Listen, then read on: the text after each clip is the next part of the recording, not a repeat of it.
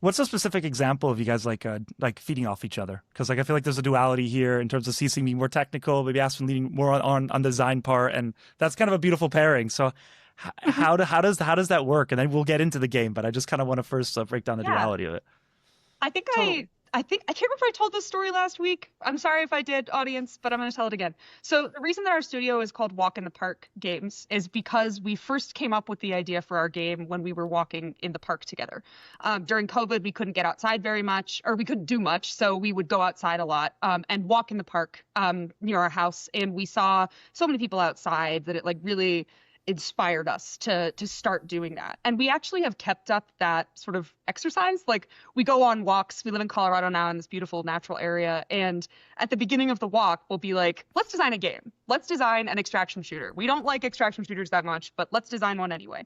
And that like exercise just has built this muscle between us of I say, what if the character is a space cop? And Cece goes, oh, and I have a great idea. What if the black holes can, do something special? Like it's really about communication between the two of us. And I think one thing that like because of our relationship and because we grew up playing together, there is no inhibition when we're talking about these creative ideas. Like you can say something completely out of the box, and if it doesn't go in the game, it's whatever. It's still a cool idea.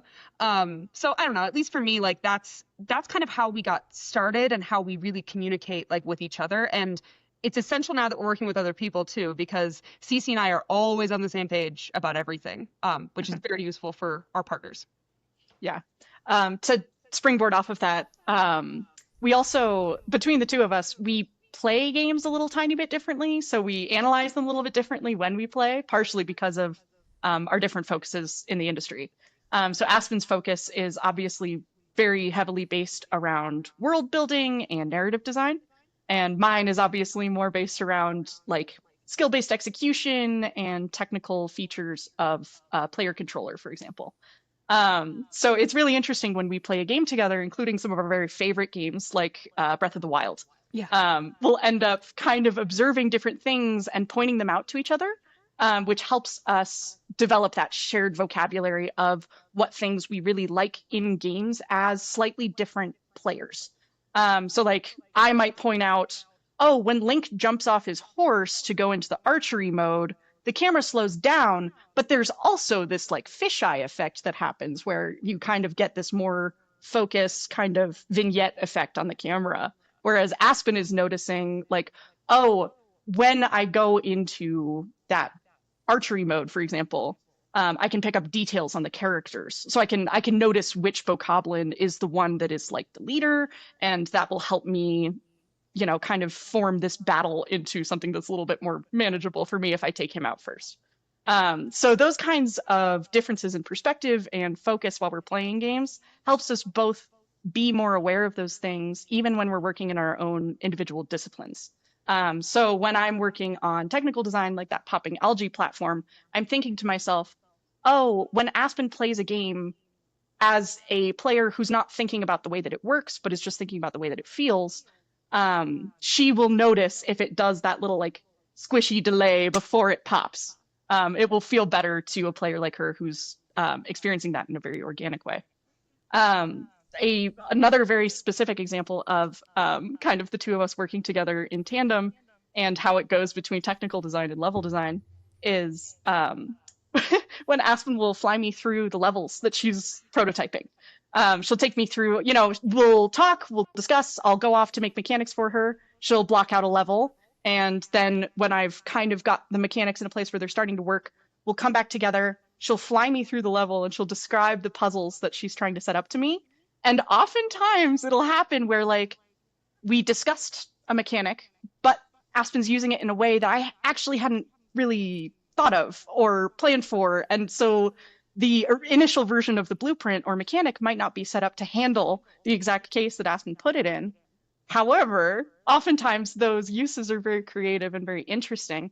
And so as the technical designer, I iterate and incorporate those new ideas when they're reasonable, when they're not, like a total rework of the entire mechanic, in order to have our technical design support our best level design ideas. And from my end, on the level design end, I think a lot of times, at larger studios, level design is really put like paramount. Like if a designer designs a level this way, this is the way that it's going to ship. When we're working on this really small team, and especially with like Cece's doing all the gameplay programming, but I'm doing most of the gameplay implementation just because that's what I do when I'm a level designer. It's like easy to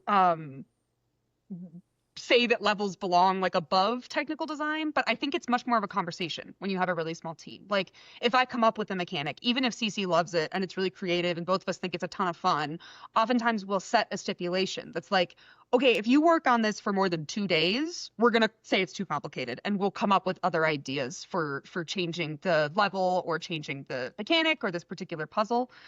It really is a balancing act between the two sort of sides of design on our team. And it's nice to have us in the same house because if I'm having a problem, I can always just go upstairs and ask Cece. Totally. Yeah, because I can imagine scope creep is always like a thing, right? Because you guys are kind of Oh my God. experimenting and you're going through loads of different concepts and ideas. You mentioned like an idea Totally. being too big after just like 2 days of work. What was kind of like one of your more ambitious ideas for this game that you're building that it maybe came into effect or just something cool? We're doing a lot of stuff with water that I think is Oh, yeah. pretty unique for a team our size. We're trying to do I curse us both to make a game that's full of water temples, basically. So we're really doing a lot with like flowing water and movement and Cece could speak a little more to this in detail, but the way that we're setting up our kind of like puzzle managers and stuff like that is also fairly sophisticated. Like truly, having worked at a few larger studios, I'm quite impressed with what Sierra and our engineer have managed to come up with. Yeah, it's interesting. And that actually is a great example of something that we found an opportunity to just set a different production target for that simplified our actual development. Meaning, when we have water, we actually aren't using like physics simulated water that flows and crashes against things and reacts and sprays and does all that stuff. That stuff is really expensive and really technical and can basically unoptimize a game for you by just turning it on. So we have taken an approach that's a little bit more toony, like a little bit more of Super Mario Sunshine or The Legend of Zelda Wind Waker, like a little bit of a simpler approach to water that's more based on like planes and volumes, which makes it a lot simpler to work with, which enables us to do more interesting things with it. Yeah. If we had to spend all our time wrangling like the physics simulated juiciest possible water, we wouldn't have time to make it work with our turbines. We wouldn't have time to make it clean off decals. We wouldn't have time to make it do all these other things. So by simplifying our target, we're able to actually accomplish more. I mean, And I for was us- told. Sorry, go ahead, Aspen. Oh, I was just going to say, for us, that was actually a pretty easy decision to make, specifically because both Cece and I are always prioritizing our player experience. Like, for devs, yeah, it probably would be more fun to work with the super amazing physics simulated water that they showed in the Witcher 4 demo. But, our players aren't going to care that much. Our players are going to have more fun with the swimming experience in our game, with spraying their little squirt gun. So it didn't really affect, like, although it did have a significant effect on the level design and stuff to make that decision, both of us were on the same page from the get about doing exactly that.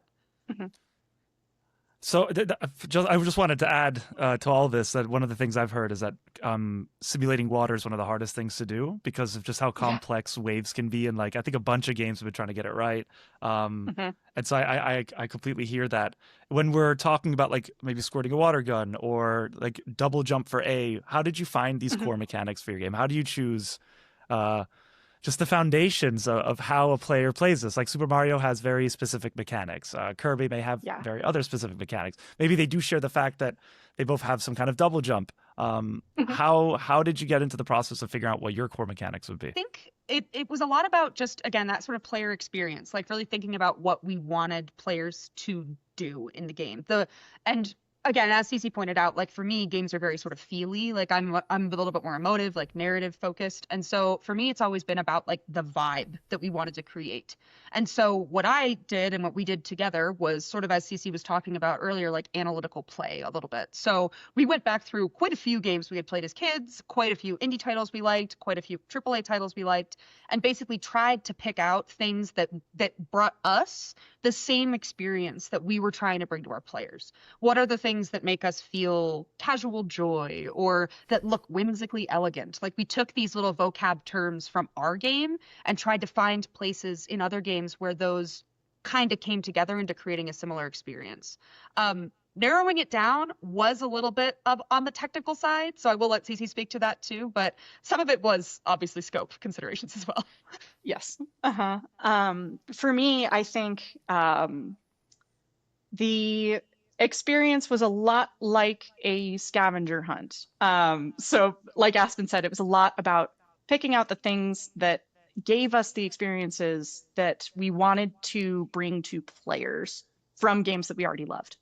Our game is a very classical genre of this puzzle platformer kind of 3D jumping around action. So we knew from before we even started ideating the game that we weren't going to try to invent a whole new genre. It was our plan to make something that fit into a genre space that already exists, and just bring a novel experience in that genre without totally trying to break out of bounds. So for me, it was a lot about, again, kind of realizing the dream, realizing all of the games that I had loved playing as a kid and really wanted to play again and felt like wasn't present in most of the games in the industry right now. With When We Come Back in particular, we're really trying to kind of thread the needle where we appeal to both kids who are new players of video games, as well as people who are players of video games but are looking for a more casual experience. And this sort of leads to an interesting balance of we want our game to have a lot for you to be able to do. We want our game to have a lot that just holding the controller, you have a lot of options. No matter where you are in the world, no matter what you're doing, in your hand, you have the ability to try a couple different things. That's what makes a game feel less like, oh, I'm just doing exactly what the devs want me to do. I'm putting the key in the hole to advance through the locked door or whatever it is. By giving your player multiple options at the same time, it puts them a little bit more in control of they have to think about it and they have to figure out what the solution is because they have those multiple options on the controller. So for me, I always wanted to have a pretty expansive set of abilities. Like that was something that I knew going into the game. I wanted the player to have these capabilities that are just, mapped to buttons on the controller so that there's always something they can be pushing. Because I feel like a lot of indie games nowadays, and I love the genre, so I'm not trying to negatively detract from it at all, but walking simulators are all over the place. Or a game where you walk, but what you do is you pick up a thing and you carry it over to the place and you put it in the thing and that solves the puzzle. And you're only doing one very basic thing for the whole game. So to make our joyful experience and that dream game that I had always kind of wanted to make, a key feature from start was about making sure there were always multiple options on the controller for what you could try, what you could see if that's the thing that solves the puzzle for you.